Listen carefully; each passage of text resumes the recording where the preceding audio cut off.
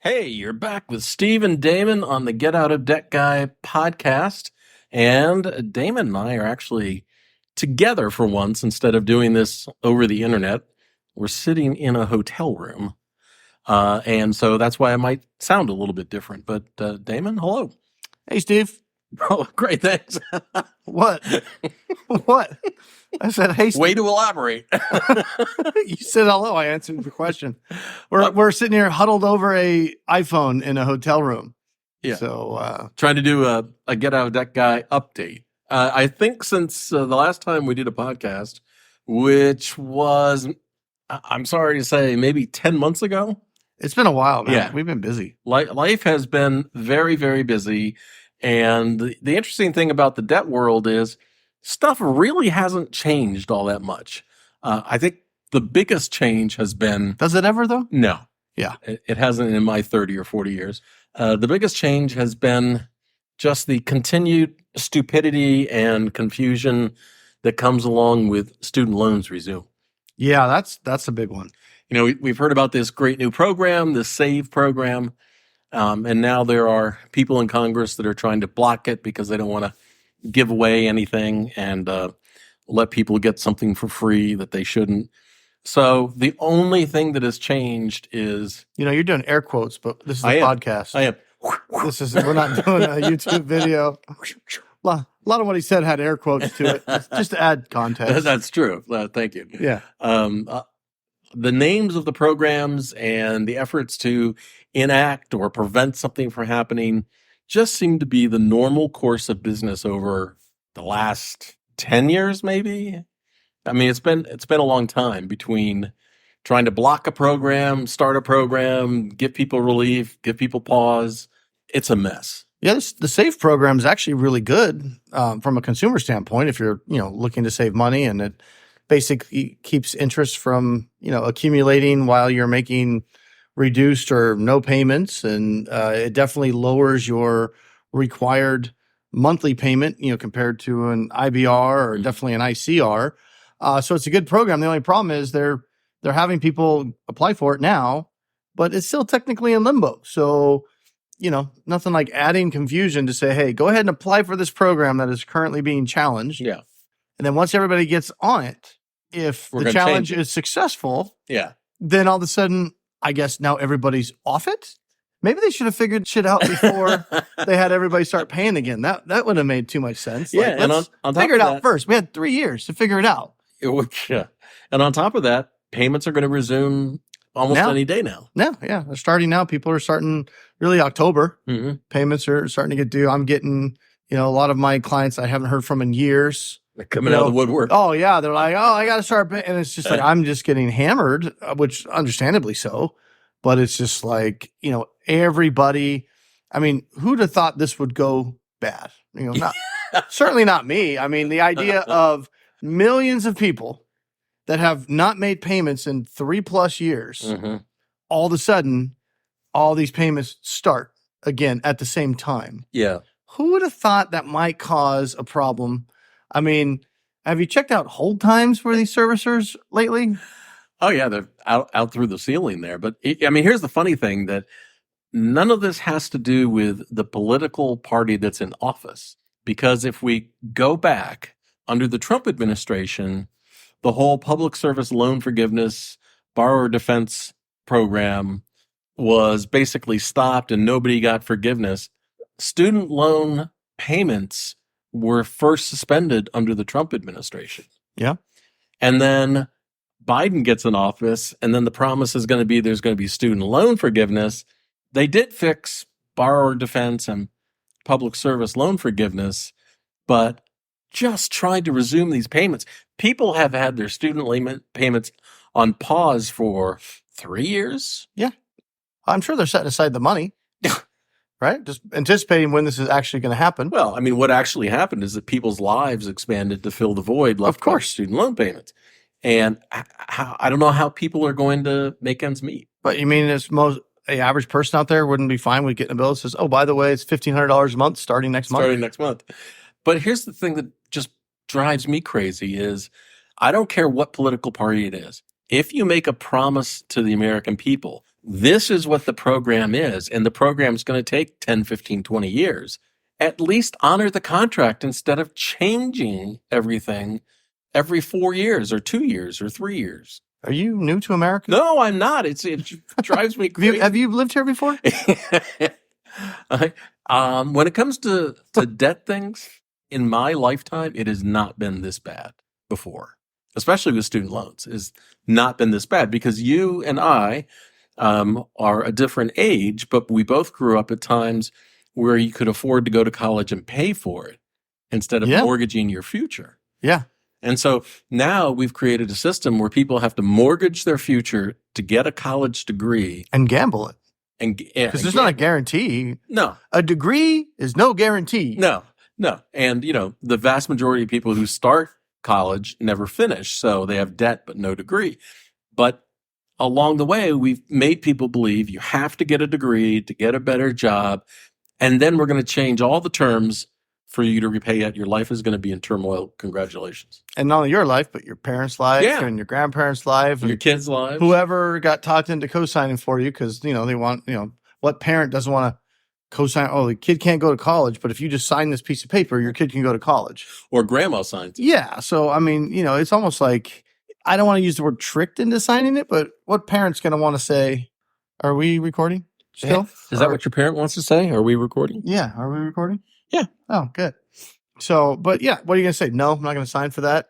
Because obviously most people are optimistic. Well, you're going to go to college. You're the first one in our family in 3 generations or whatever that, go to college and you're going to get a great job and no problem. You'll be able to pay this back. So, I as the parent, maybe I can't afford to pay it, but I'm not having to pay it right now. I'm just signing it. Yeah. And nobody's paying it. And then when my son or daughter graduates, they'll get a good job. Pick up the payments. They'll be able to pay it. Absolutely. And none of this will ever break up any families. So it remains the mess of American higher education. I don't know what the solution. I do know that there is not going to be a solution because unless some sort of government entity takes over or allows people to go to school for free or low cost, the schools are incentivized to charge as much as possible, and they will just continue to do so. Well, if you start looking at it, the cost of education started to skyrocket once government got involved. Yeah. And it wanted to make it easier for kids. And it may have started as a great idea in a sense of, we want to do good and we want more kids to go to college because that's a good thing. But, every action has reactions. And that reaction, as you said, was colleges went, oh, the government's just throwing money at kids? Yeah, we'll take it. Cool. We have more buildings to build. We need to increase staff pay, and we need to make up more degrees and expand campus. And it's $150,000, but don't worry, you just got to get loans for it. You'll be fine.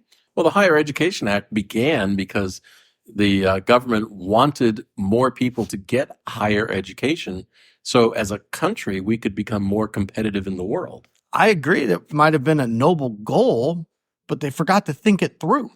Yeah, they never said no for-profit schools. Yeah. And it's, like, there's extra money to be had here. Let's go make it. Yeah. In fact, you knew somebody that was running a for-profit school and they were just bringing in money hand over fist, weren't they? Possibly. Yeah, possibly. Allegedly. That's the rumor. The other thing I want to talk about is something that we've been dealing with over the last hour. Somebody was texting you very upset about a letter that they got from, was it you and me, or was it you then me? We get this all the time. So on our website, it's just a little a Facebook plugin. Mm-hmm. It's something we threw up there a couple of years ago, and they chat with us. Yeah, it's just a chat plugin. And I think on my website, it's like, hi, I'm Damon, Steve's friend, because a lot of people find my website through Steve's website. But we get questions through the chat, and some of them are good questions, and then a lot of them are just like, what? Yeah. So this one we just got, it was some gentleman, I think he said he reported us to the Postmaster General. For the mailer that we sent him, and we will not stop sending him, and he wants to be off our list. You and I have never sent a mailer. Never. But we don't have a mailer. No. But the point is that you have to be responsible for yourself. I don't care if you're coming to getoutofdebt.org or you're going to Damon's site, damonday.com, and you're reading information. ultimately you have to be an educated consumer and protect yourself and know, who am I dealing with? Who am I giving information to? This particular gentleman, I like to say, yelling at us about this is like yelling at Ronald McDonald for a bad Happy Meal. Well, no, it's worse than that because we had nothing to do with at least Ronald McDonald's employed by the damn corporation that he's mad at. I mean, on the daily, I get people that like go to the getoutofdebt.org site or my site, and for whatever they're with some company they don't like, and maybe Steve has an article about and they're just like, you took $300 from me yesterday. Stop it. And I'm like, what? Who are you? What are you talking about? And it's, they have no clue that we don't have anything to do with XYZ debt relief company, but maybe Steve wrote an article about that company 5 years ago. And what alarms me is that they think that some person totally unrelated, they don't understand exactly who they contracted with or who they're dealing with. Yeah, and they just see this chat box and they think we're like customer support for, whatever XYZ company. I don't need to name names, but it doesn't matter.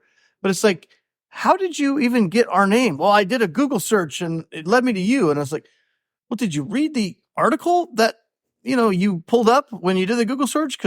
And we even had people that were like, they thought we were customer service and they're like, why are you like saying this company is probably not a good idea? That's the worst sales pitch I ever heard. Because I don't work for that company. And it's just like, we get that all the time where it's like, how are they going to your website and reading the stuff that you say and then thinking that responding in this random chat box on your website is going to reach whoever sent some sales letter to them and he sent me a copy of I asked the guy that we were doing, I'm like, send me a copy of the letter. There's no information at all on that letter that has my name, your name. It's a typical scuzzy. I think it's one of those debt negotiation department. Yeah, they make it look like, oh, if you don't respond now, we've got deals with Discover and Bank of America. Yeah. No, they don't. And you have to respond today or you're going to miss out. That kind of bullshit. Right. But it has nothing to do with us. He's like, I did a Google search and this website came up. So clearly you're sending me these mail. And his whole beef was he wanted them to stop and we needed to stop sending them to him. Right. And I told him how many times that we didn't send it. Yeah, we don't send mail. He goes, but they keep coming. And I'm sorry. According to him, he reported us to the Postmaster General. Oh, good. Because we keep sending him letters. I hope he sends that letter to him. And if we don't stop, he's going to get a lawyer and he's going to come after us for these letters. Not sending him a letter. For these letters that we don't send. So at that point, I stopped responding. I was like, okay, that's fine.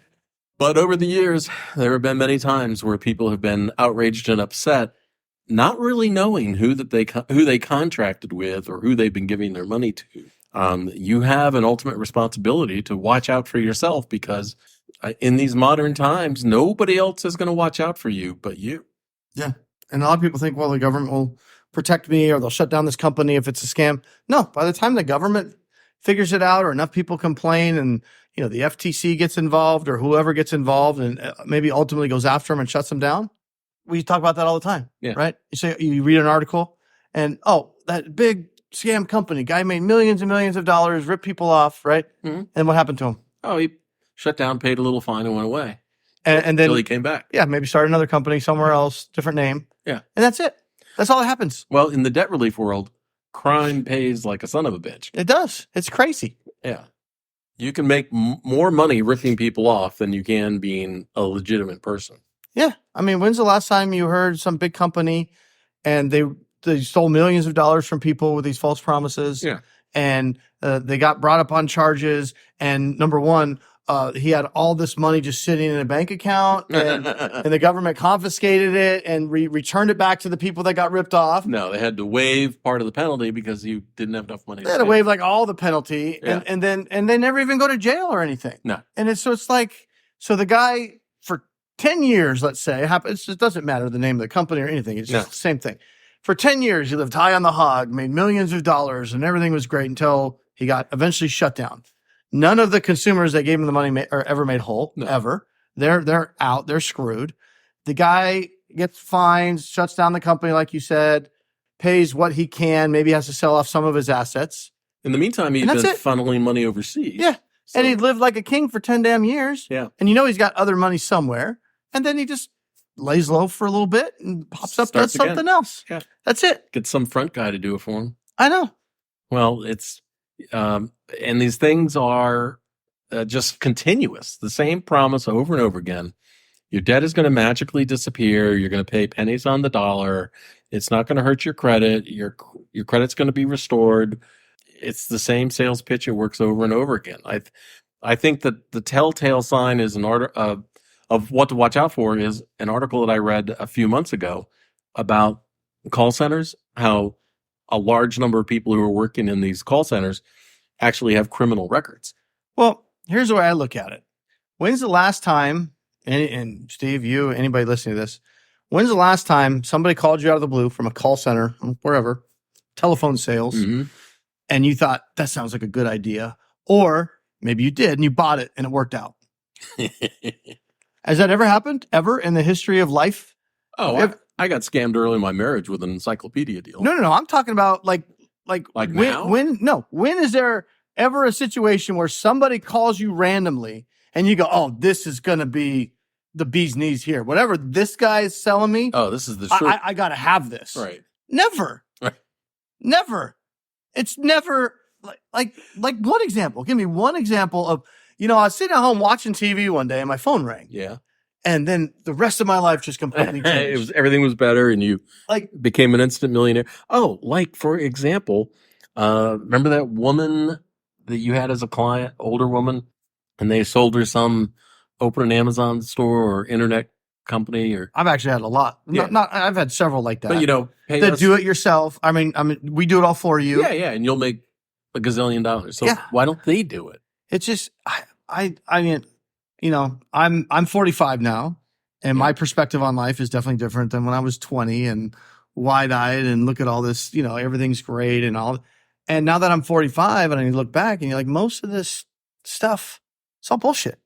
Well, here's the other lesson in the other part of our lives, the side hustle part of our lives. We talk about how people have found a successful side hustle, but that's never what they talk about. Oh, right. Yeah. They never share exactly what's making them the money. Yeah. But they want to sell YouTube videos or not sell YouTube, but, sell a course, sell something. And it's like, well, wait a minute. Why are you sharing all your secrets? If, it really works, why don't you just go make the money? Well, it's like what you and I have learned about, the side hustle part of our lives. We don't tell anybody. I know. And we find the good stuff. It's like, well, not that we were hoarding it on purpose, but then it's like, it doesn't make logical business sense if we find something that's working really well and sharing that information would essentially create competitors to us. It doesn't make logical sense that we then get on a YouTube video and be like, here's exactly what we're doing step by step for $5.99. I'm going to tell you exactly what you need to do to beat me at the game I just figured out. I'm going to ruin my business. Yeah. For $599. Selling you a course. Call today.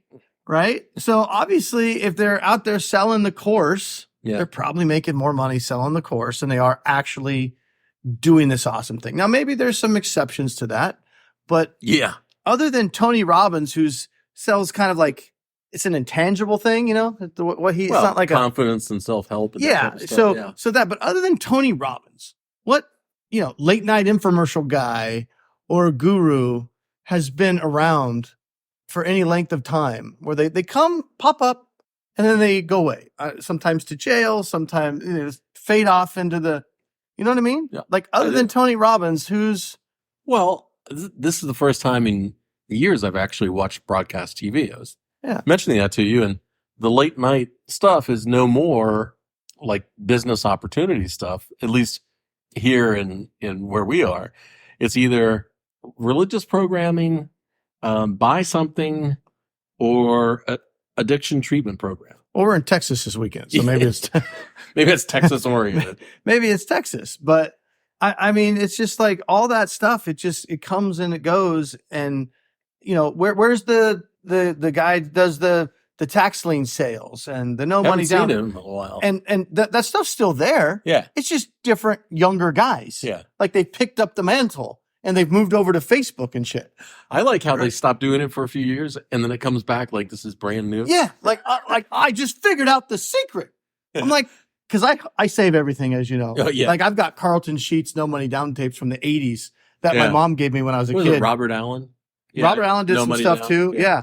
But it's like, these young guys will find some of this stuff and they'll just like rehash it Yeah. and digitize it, take it off the tapes, you know? And be like, we got this new program. I'm going to teach you how to be an instant millionaire. No money down, no credit, no money, no problem. All the things that I went to when I was younger, I went to meetings, people telling me, Dude, I was there more than at church. yeah, I mean, that was my church. Like, show me how to do the tiny ads yeah. in my tiny apartment and just do these classified ads and get people to send money to my mailbox. And the sad thing about it is almost none of it was true. Almost? None of it was true. I mean, there's nuggets of truth in there. Well, the Amway dishwashing soap is actually pretty decent, but I mean, as far as They had good toilet paper. Amway. Yeah. better than stuff here. Yeah. But But I digress. yeah. But none of the business opportunities. I don't know anyone who ever really made out in a business opportunity who wasn't promoting the business opportunity. Yeah.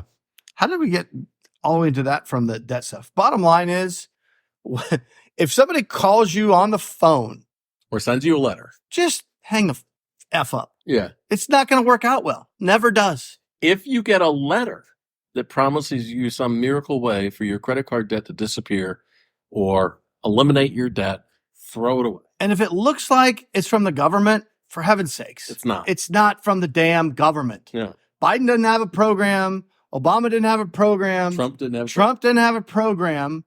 Anything that says the Biden program, throw it the hell away. Now remember, there was all these ads about the Obama student loan program, and then when he was out of office, they all changed to the Trump student loan program. Yeah, and then the Biden and then student the loan Biden program. and none of it. It was all lies. All lies. Yeah, there was no student loan program. Yeah. So anyway, I think the point is what? Don't believe anything. Be an educated consumer. Be an educated consumer. Do not get on our website chat and say, stop sending me these debt relief letters. Do not get on our website chat and say, stop, charging me $300 every single month for whatever the heck, credit repair or something that you signed up for. Speaking of credit repair, another big change since we last did a podcast was a ruling confirming that you cannot pay for credit repair until the service has been delivered, and then the company has to wait 6 months before they can bill you for it. So if anybody is charging you in advance for credit repair, That's all credit repair. But they said that years ago. yeah, But people just kept doing it. But I mean, I look at both sides because credit repair it's no magic to it. no, It's just all you're basically doing, and some do it a little bit better than others, but you're just disputing things. yeah, You're supposed to dispute things that are wrong, but and you can do that yourself. yeah, you're just disputing different things. And, so are there companies out there that will send those dispute letters for you? Yes. Are there companies out there that maybe go a little bit more above that? Yeah, I know a couple of them. But at the end of the day, you're just trying to get things taken off your credit report that, for the most part, are probably true. Yeah, yeah, I mean, let's just be honest about it. and may just come right back. Yeah. Most of the stuff that people want to get off their credit report so they can have a better credit score are actually freaking true. Right. They just don't want them on there. 95% of the complaints that I've heard have been true stuff they don't want on there. Yeah. There's a small percentage in my entire life of people who have had actual identity theft, that wasn't there. It happens. It happens. Yeah.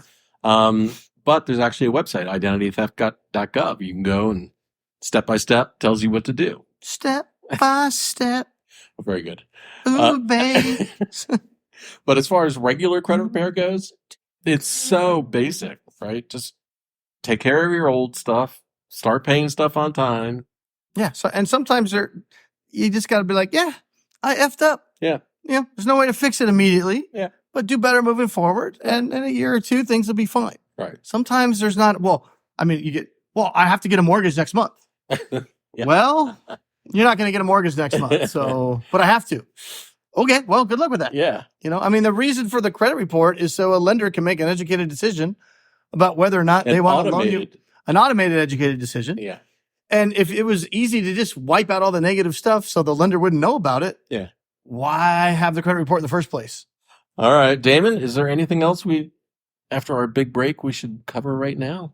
Or we're going to try to do better? Yeah, we are going to try to do better, much like our advice for credit reports. We're going to try to do better moving forward. Yeah. And we try to do these a little bit more regular because I was like, we just got done with Olive Garden after the meeting that we were at. We came back and like, let's do a podcast. I was half asleep on Steve's couch.